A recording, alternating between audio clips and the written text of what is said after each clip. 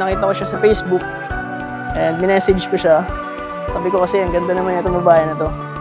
Tapos, ayun, nag-hello ako, nag-hide naman siya.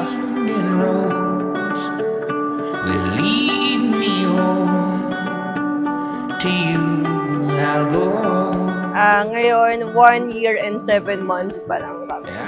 Dapat pareho kami. Tinanong mo ba siya niyan? Hindi ba?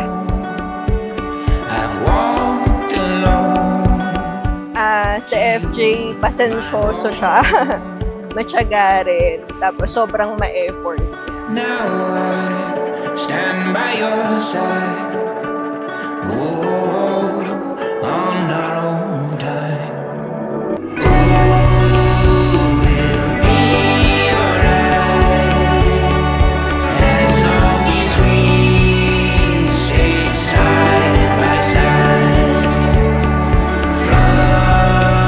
Love, na-surprise ka ba? Sabi sa pamahiin, kapag niregaluhan ka ng kutsilyo, kailangan mo bayaran yung nagbigay. So, abot ko na lang yung resibo, ma'am. On a serious note, I hope my gift made you happy. May it always remind you that I have your back, no matter what, and root for your success. My Chef Francis. Nang makatakas na. Oh! Thank you. Ganun ba yan? Oh, shit. Open mo? Open mo ba? Wala. Okay na lang.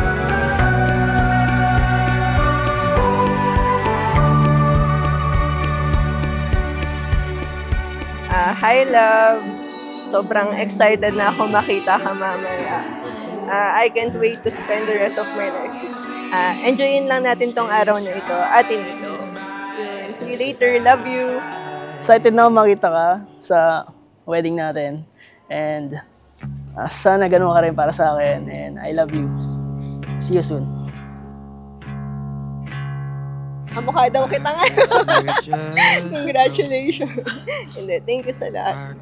Lahat ng pangaral. Isa sa puso namin yun at gagawin namin ni FJ. My love, I want you to know that I highly appreciate your efforts, time, and love. Kahit LDR tayo, you never made me feel that there's a real distance between us. Truly, your presence in my life is my comfort even from afar. My dearest Aina, finally, nandito na tayo sa araw na pinakahihintay natin. Sobrang saya ko. Hindi ko akalain na ikakasal ako. Nung una kitang nakita, alam kong ikaw na ang gusto kong makasama habang buhay. So ito, konting appreciation lang para sa iyo. So ito, para sa paborito kong kapatid na babae. Parang may choice ka. Dami. Yun naman, para sa paborito kong pinsan na babae, na anak ni Tito Olan. Ito. I'm not alone. I'm not alone in this.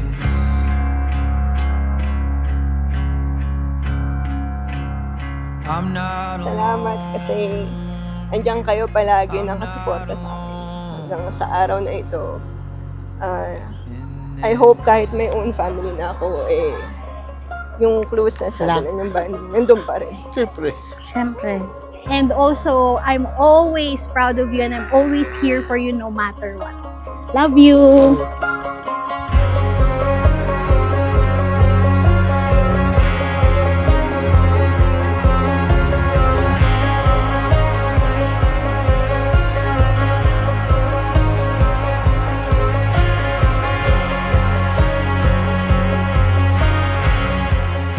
I promise to stand by you, holding your hand, through everything life brings our way.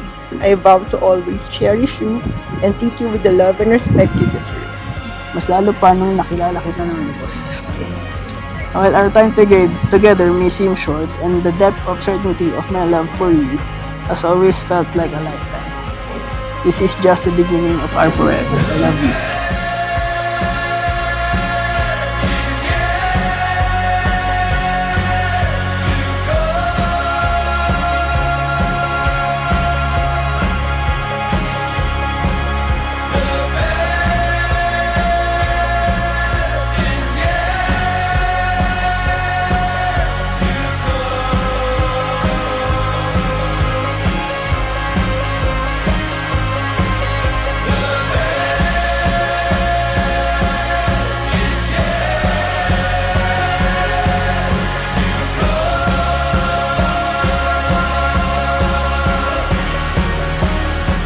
I love you, Francis June Bass. You are my safe space, my person, my home, and I choose you today and always.